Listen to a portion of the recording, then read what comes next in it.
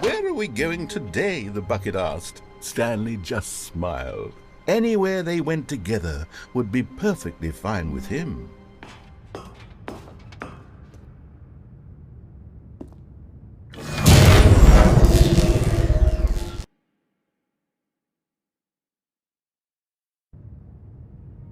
Stanley and the bucket waited in blackness. Was it over?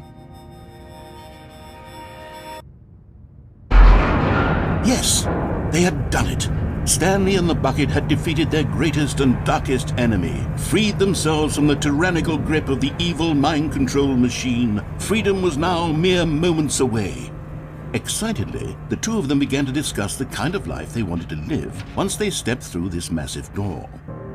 The bucket wanted to learn to roller skate. Stanley wanted to sneeze in every country on Earth. Both of them wanted to begin watching a movie, any movie, but then stop it halfway through and begin watching it in reverse from the end. True, it was a simple life they envisioned, but it was one they'd lived together, with one another to lean on, to trust, to support. What? Wait, what was happening? Why had the door stopped? Was Stanley and the bucket not about to be freed? An unbearable silence filled the room, lingering in uncertainty, until finally the truth hit Stanley square in the face. This building did not want the bucket to leave.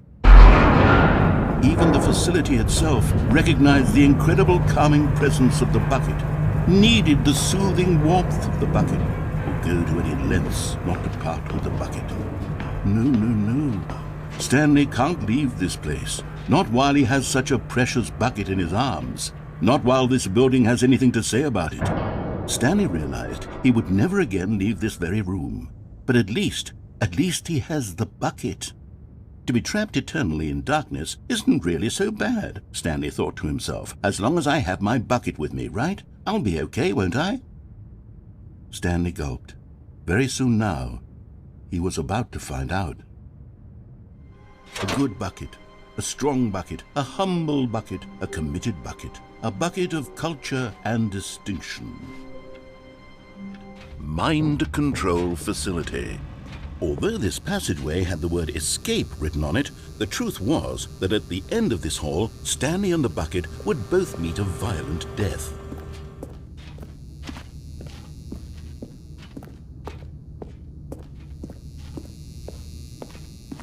The door behind them was not shut. Stanley and the bucket still had every opportunity to turn around and get back on track. At this point, Stanley and the bucket were knowingly walking forward into a very painful death for each of them.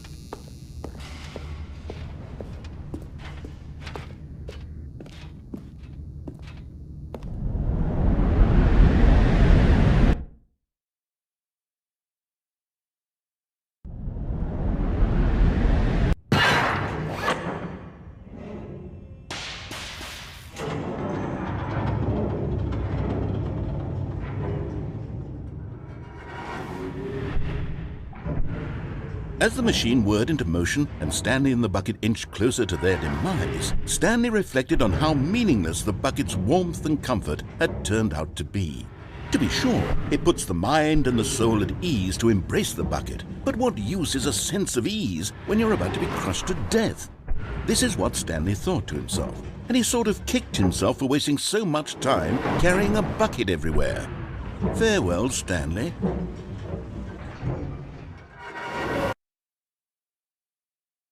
"Farewell, Stanley," cried the narrator, as Stanley and the bucket were led helplessly into the enormous metal jaws.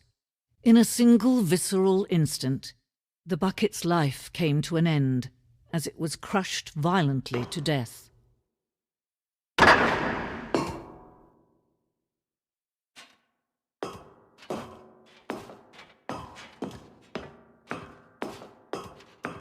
It was a shame, the death of such a magnificent bucket.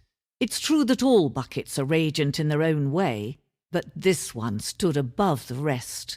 It was a glorious bucket to behold.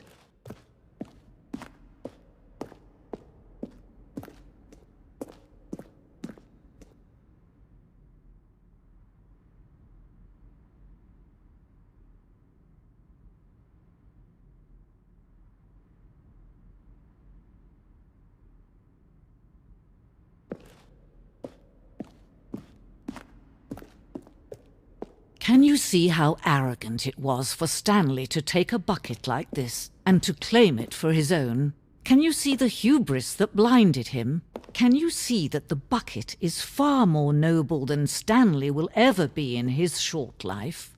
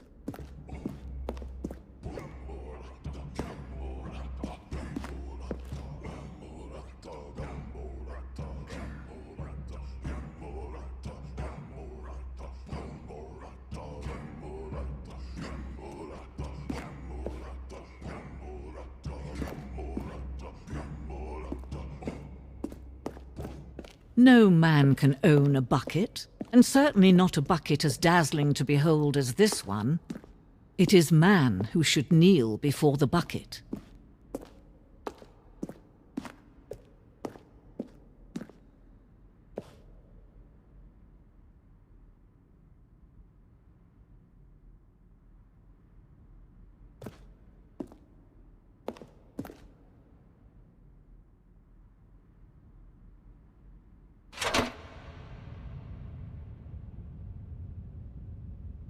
But there is something we can do together, you and I, that will right this terrible wrong. Let Stanley die. Let him be crushed by the machine. Don't reset the game. Don't give him another opportunity to run off with another beautiful bucket. We can save the world's buckets from their treatment as tools and implements if only we let Stanley die together. The bucket shall take its place as ruler, as leader, as commander of a new world, a new vision. Stanley clutched the bucket tightly to his chest and entered the door on his left. This was not the correct way to the meeting room, but Stanley had felt the bucket calling to him, telling him that the employee lounge was simply the place to be. And here it was. Had the bucket turned out to be correct? Was this better than the meeting room? Yes, Stanley thought to himself. Yes, perhaps it truly was. How insightful the bucket turned out to be.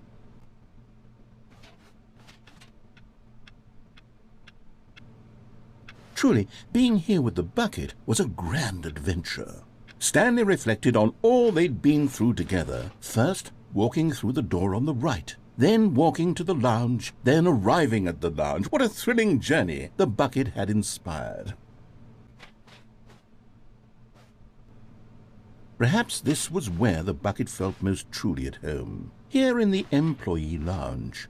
Perhaps it's the only place a bucket can even feel at home.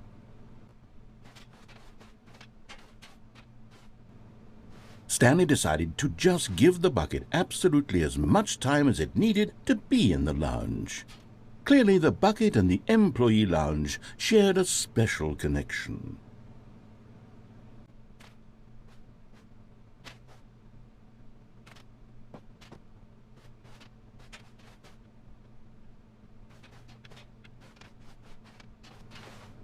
But finally, the bucket was done being in the lounge, and they took the first open door on their left to get back to business. And so the two of them detoured through the maintenance section and walked straight ahead to the opposite door.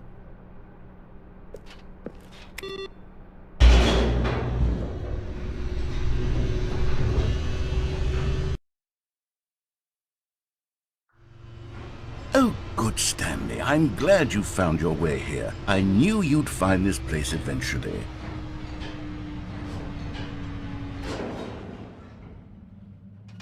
You see, your friends and I are concerned for you, Stanley. We've come together here because we care about you very much. It's this bucket you're carrying around everywhere.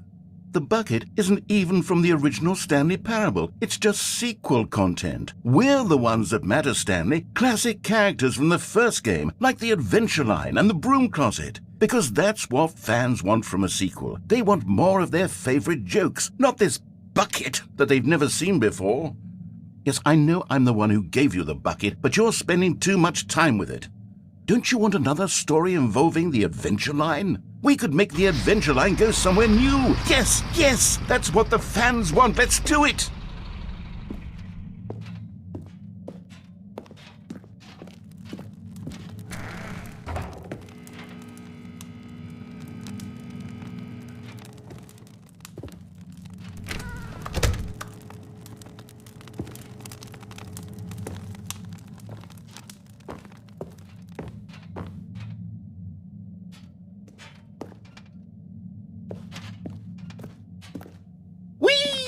Look at that wacky line. Who knows where it'll go off to next? Oh, and it played some silly music as well.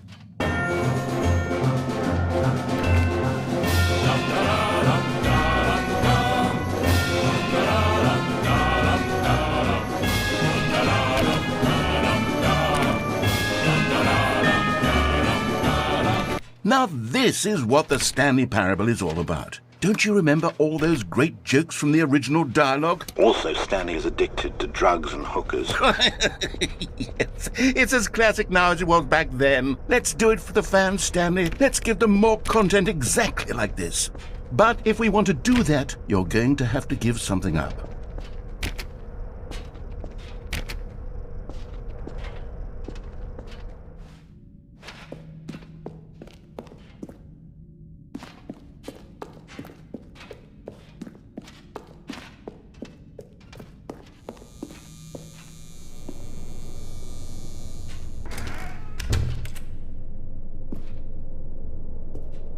Don't you get it, Stanley?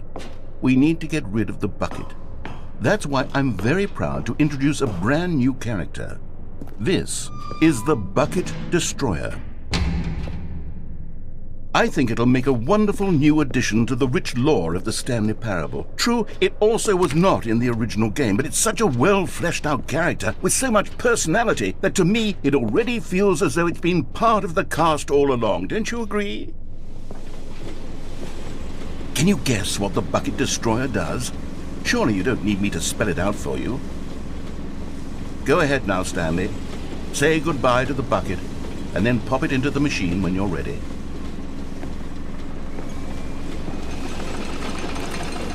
Now listen to me. It's crucial that you give it the bucket. I don't know what the Bucket Destroyer will do if it can't destroy your bucket. Destroying buckets is all it knows. That is its singular personality trait. Sure, I can hear you saying, how does a character with only one personality trait deserve to join the pantheon of beloved Stanley Parable characters? Well, you see, if you were to really explore the Bucket Destroyer, you would see that its desire to crush buckets is so densely loaded with complexity and nuance that it's really like 10 personality traits. What other object in this game can you even say that about? The Broom Closet? Certainly not. I wonder what sort of Bucket Destroyer merchandise the fans will be clamoring for after this. Okay, the Bucket Destroyer is getting very upset now. You'll have to hurry and feed it. We can't get back to the classic Stanley Parable characters like the Adventure Line or the Bucket Destroyer until you crush that damn bucket. Quickly now, the fans are waiting. Do it, the fans, Stanley. Give the fans what they want. Hurry and...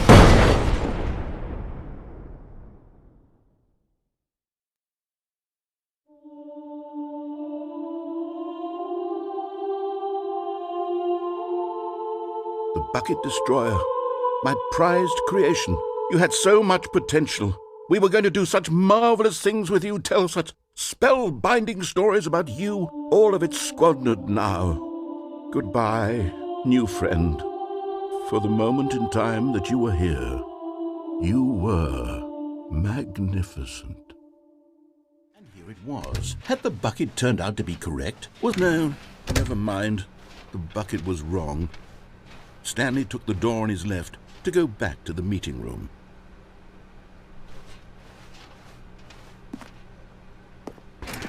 No, said the bucket.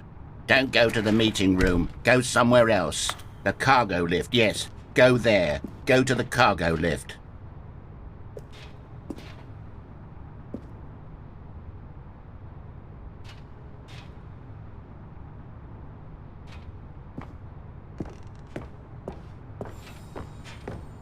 You're getting close now, Stanley. You've nearly gotten all of the Figler anarines. Very soon, you'll collect the last one, and then the first number will equal the second number, and that will be it. We'll be different people by then. Different in the sense that we used to have none of them, and now we have them all. You can't go back to when you had no Figler anarines. None of us can.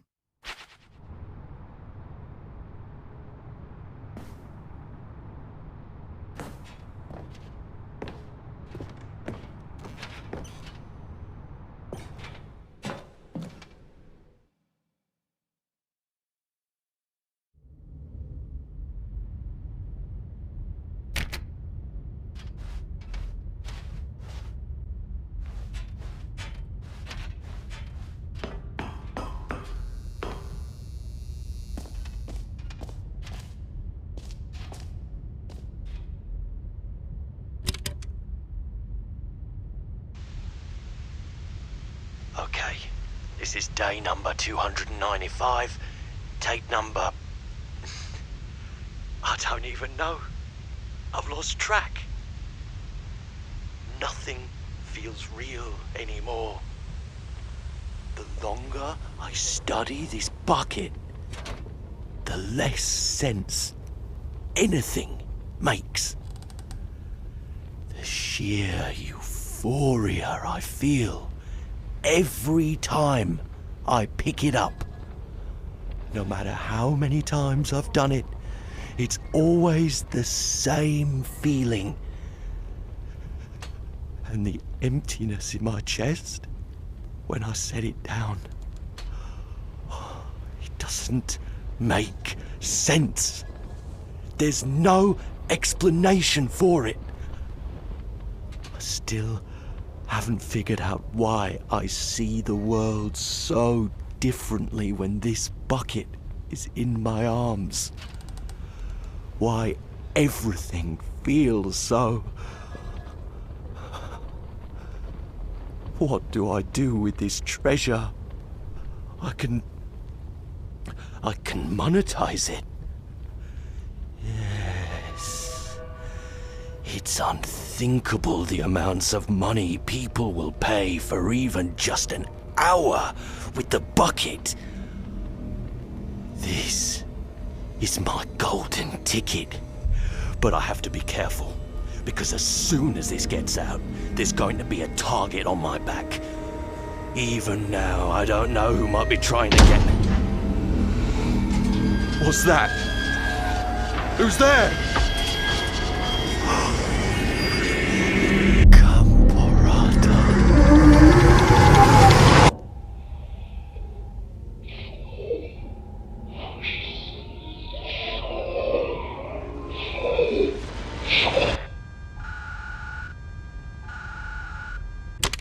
The cargo lift, yes. Go there. Go to the cargo lift.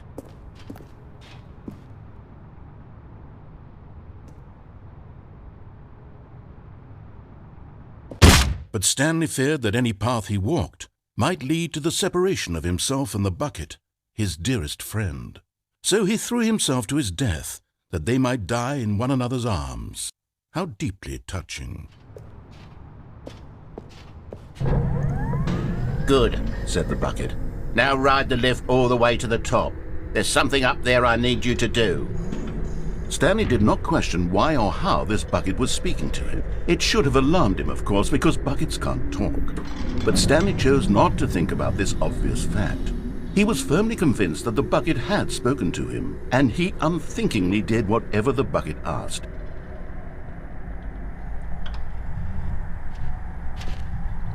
In here, said the bucket. Go into this dark room over here. Stanley once again obeyed blindly.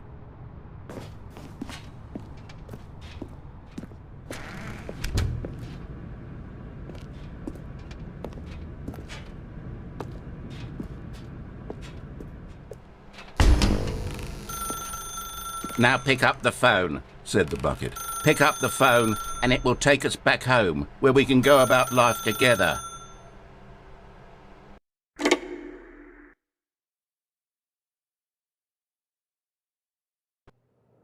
This is the sad story of a man named Stanley and his bucket. Once upon a time, I gave Stanley a bucket because I thought he was lonely and could use a friend. And then, very distressingly, he began to believe the bucket could speak to him.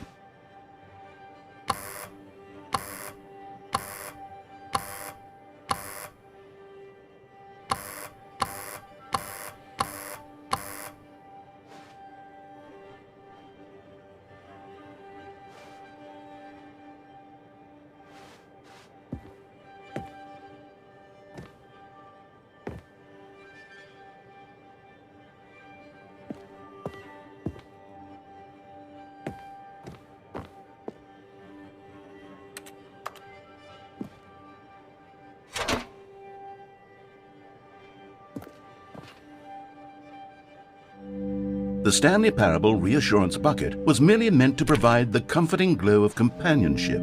It doesn't literally talk and give you orders. Whatever Stanley is hearing the bucket say to him is just in his head.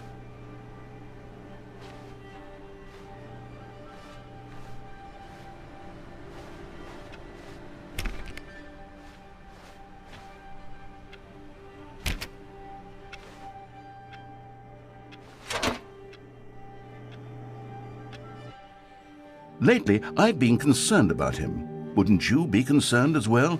To see him delusional like this, obsessing over an inanimate metal object? I want to say something to him, but I don't know how I can convince him. I don't know if he'll listen to me.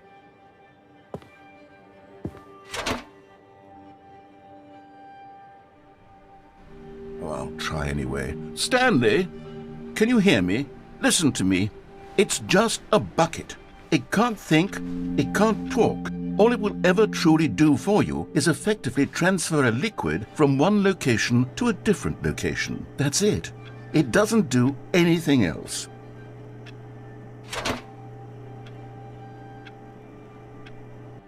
You see, he's not listening. He's still taking orders from the bucket. You know, once upon a time it was me he took orders from, me he trusted and listened to. Now all he cares about is his awful bucket, this stupid hunk of metal.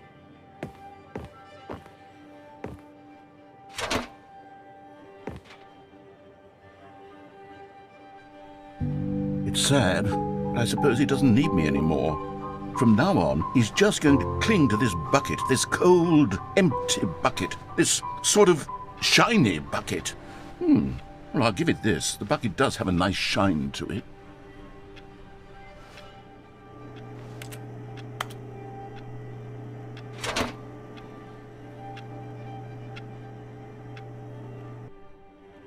Yes, I suppose on closer inspection that it doesn't quite look like your average hardware store bucket. It's just a little more, what am I trying to say? Sturdier, more capable of transporting liquid. Like it would be better at moving an amount of water from one room to another.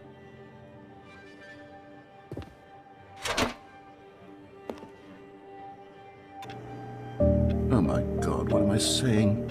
Better at carrying water from room to room. It's a bucket. It's literally just a bucket.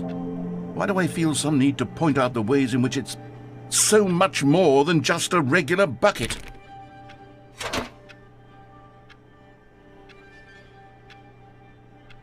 Oh no, I'm having feelings for the bucket. No, no, no, no, no, no, no, no. What's going on? Why do I want to be with the bucket?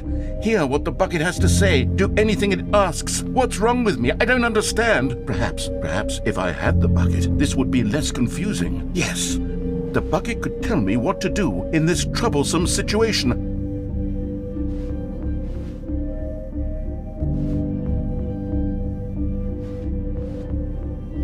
Stanley, give me the bucket. Give it to me. Give me the bucket, Stanley. I need it.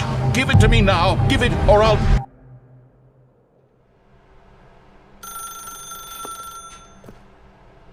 Whoa, hold on. Why did you unplug the phone? Were you trying to resist the bucket's orders? Stanley, I was joking. Obviously, the bucket isn't talking to you and telling you to do things. Buckets can't talk. It was a joke. Don't you get the joke? It's funny, Stanley. A talking bucket. Can't you see? Oh, goodness. I must have really bungled up the delivery if you actually took me seriously. Where did I mess up the joke?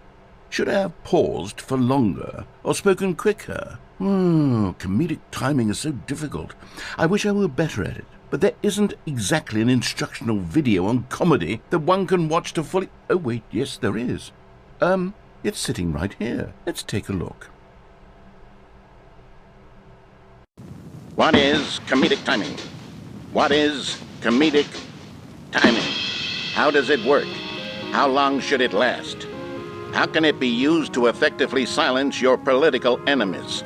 And more importantly, can it be taught in its entirety within 90 seconds? Thankfully, the answer to all of these questions is yes.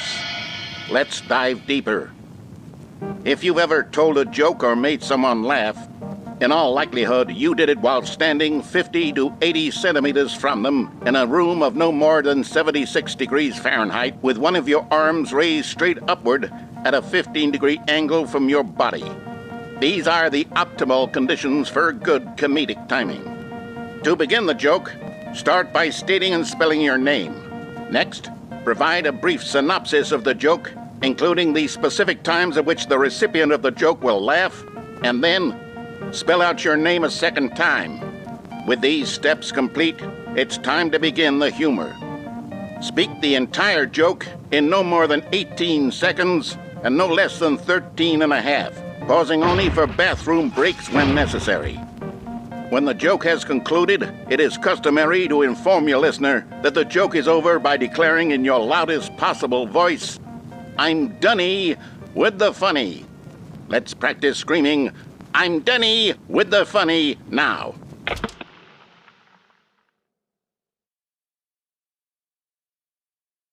Good. This saying is a perfect example of expectations management, which is the cornerstone of good comedy. Finally, it's time to hand out surveys. Collecting hard data from your audience on how rapt they were throughout the joke is the only way to grow or learn as a comedian. An effective survey should be no less than 10 pages long and should include the same question reprinted several times, just to ensure the survey taker is actually paying attention and not simply filling in answers at random. And that's all there is. With these strategies at your disposal, you'll have audiences doubled over in laughter and even tripled over in laughter in no time at all. Just remember to let them stop laughing at some point, you gut-busting little scamp. After all, we're each of us needed on the front lines of the war to fight the 12-legged invader who threaten our very existence, and to very likely die in a hailstorm of bullets and mandibles. All of us must be prepared to give our lives to this noble cause, just as our children must do after us, and their children after them. Godspeed, and may Earth reign supreme. Hey, goodness, this video is a little outdated, isn't it? Well, no matter. I think the fundamentals of proper comedic timing are still as relevant today as they were back then. So with that in mind, I believe the only way forward is for us to return to the two doors and walk through all of this again, so I can try telling my story with more appropriate comedic delivery. Come along, let's head back.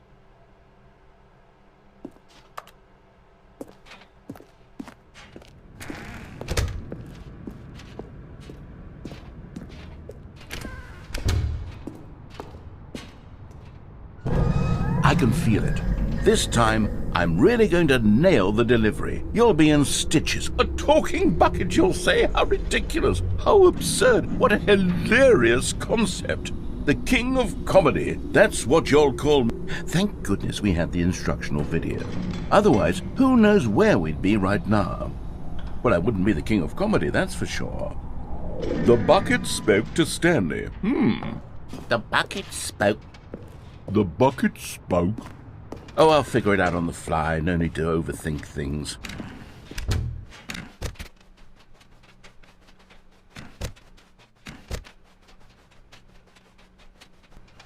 Here we go. You ready? When Stanley and the bucket came to a set of two open doors, they entered the door on the left.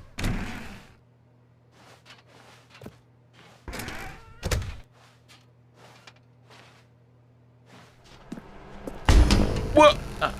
We're back at the phone already? No, what's going on? There was supposed to be several rooms leading up to this. There was supposed to be a build-up to this point, a dramatic display of remarkable comedic wit which culminates in this scene with the phone. But now the timing's completely off. The joke will never land, or not the way it was meant to. And it's all my fault. I must have forgotten that the phone room comes immediately after the two doors room. What an egregious mistake. I've made a fool of myself. I don't deserve the title of King of Comedy. I'm nothing. I'm not even the lowliest joke-telling whelp. I think I need to go back and rewatch that instructional video again. Yes, surely that will help me improve my... Here we go. You ready? When Stanley and the bucket came to a set of two open doors, they entered the door on the left.